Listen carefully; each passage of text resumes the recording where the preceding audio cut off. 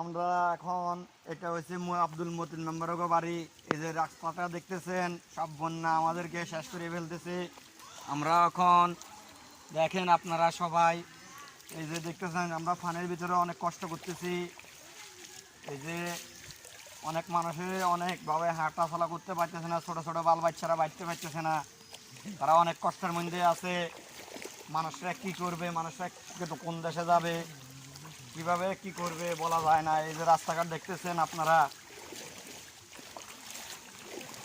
এই যে আপনারা দেখতেছেন আমরা কিভাবে অনেক কষ্ট করে হাঁটতেছি। এই যে পুরাটা রাস্তার মধ্যে সব পানি হয়ে গেছে, আপনারা দেখেন।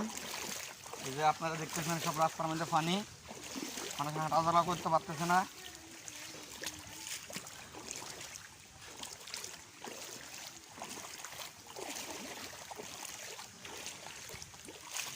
এই যে আপনারা দেখেন সব বন্যা উঠে গিয়েছে, মানুষ কি করবে, মানুষের কোনো কর্ম নাই, মানুষের কি করবে, মানুষে কোন দিকে যাবে।